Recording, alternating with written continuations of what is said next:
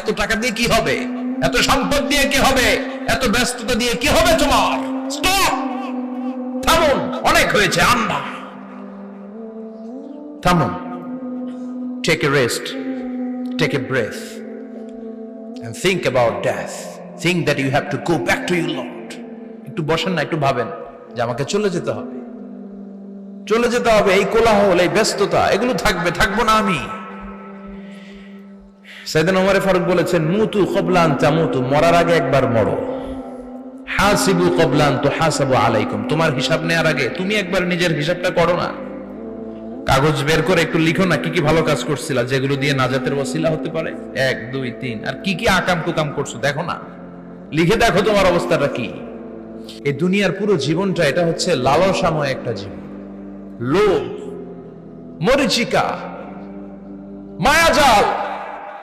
এই মায়াজালে আমরা আটকে আছি, ফলে মৃত্যুর কথা আমরা ভুলে গিয়েছি। পাগলের মতো ছুটছি, আরো টাকা লাগবে, আরো খ্যাতি লাগবে, আরো যশ লাগবে, আরো দাপট লাগবে আমার। মরার আগে একবার মরো।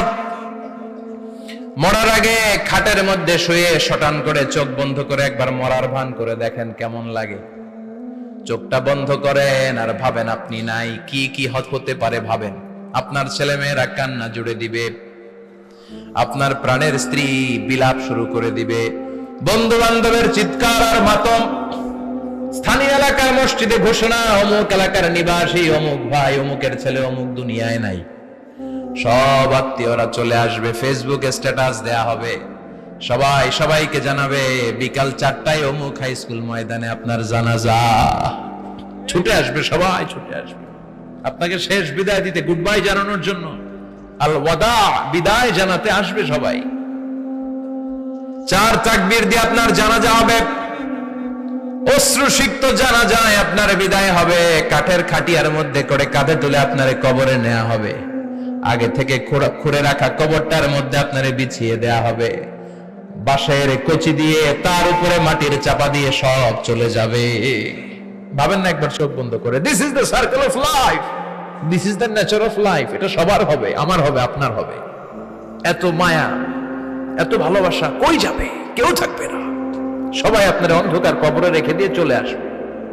উপরে বাঁশের কঞ্চি, তার উপরে মাটির চাপা, অন্ধকার আর অন্ধকার। এই অন্ধকার যেন শেষ হতে চায় না, শুধুই অন্ধকার, ঠিক কিনা? এজন্য আমাদের চলে যেতে হবে। দাদা গেল, চাচা গেল, মামা গেল, আমাদেরকেও যেতে হবে, জোরে কোন ঠিক কিনা? একদিন মাটির ভেতরে হবে ঘরে মন আমার, কেন বন্ধ দালান ঘর, প্রাণ পাখি উড়ে যাবে পিঞ্জর ছেড়ে।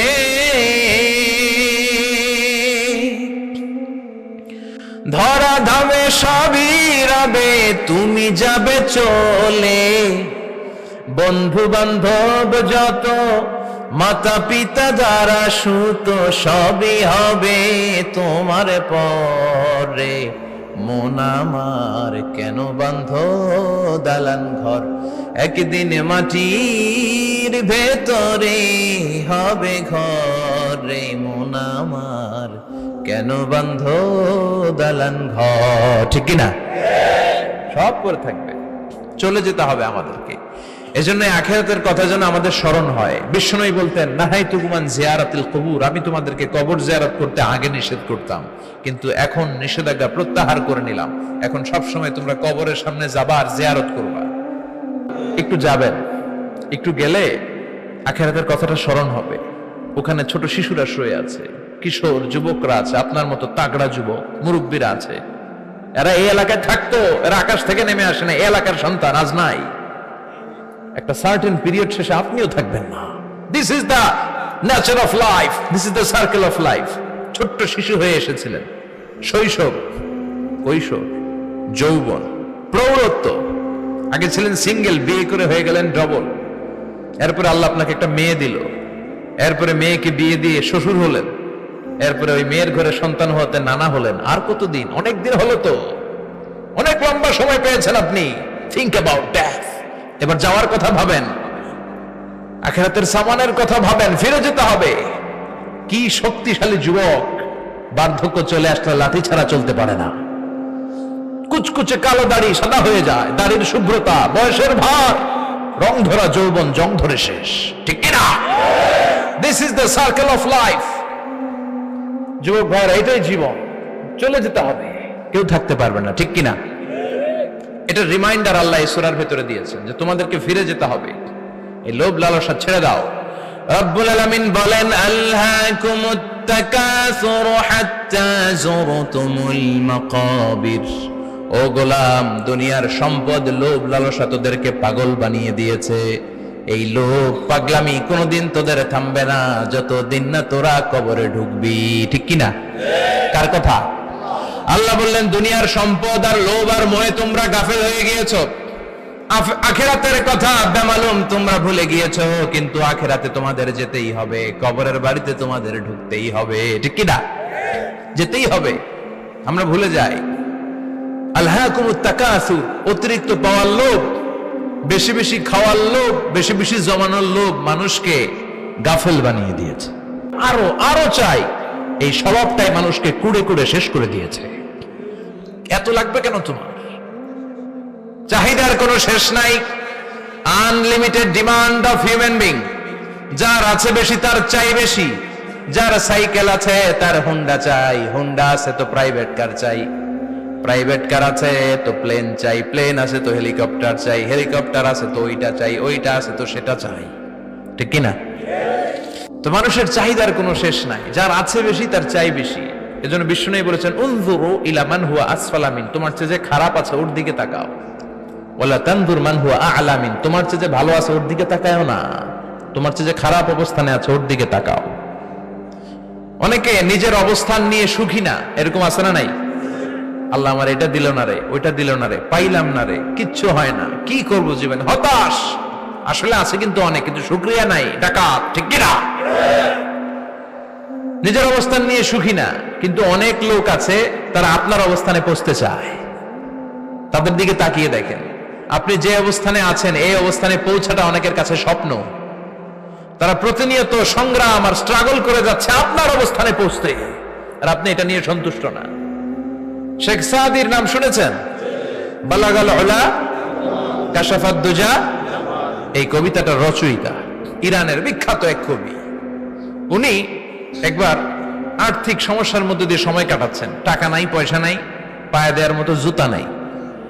উনি খুব দুঃখ পেলেন, হায় রে, আমি ইরানের এত বড় কবি, আমার পায়ে দেওয়ার মতো জুতা নাই। দুঃখ ভরা মন নিয়ে রাস্তায় হাঁটতে বেরোলেন। হাঁটতে হাঁটতে হঠাৎ দেখলেন একটা লোক শুয়ে শুয়ে কাঁদছে, ওই লোকটার দুইটা পাই নাই, পাই নাই। উনি সেজদায় পড়ে গেলেন, আল্লাহর কাছে ক্ষমা চাইলেন, আল্লাহ অনেক দিয়েছো, শুকর আলহামদুলিল্লাহ। এজন্য যেই পরিস্থিতিতেই থাকি না কেন আমরা কি পড়বো? জোরে বলেন, কি পড়বো? এজন্য কানাতু মিনাল ইসলাম, অল্পে তুষ্ট থাকার নাম হলো ইসলাম। সম্পদ লাগবে কিন্তু সম্পদের পাহাড় লাগবে না, ঠিক কিনা? অল্প খান, অল্প পড়েন, অল্প জমান, অল্পের ভেতরে বরকত ঢুকাইয়া দিছে কে? দেখবেন যাদের সম্পদ অল্প তারা সুখী বেশি।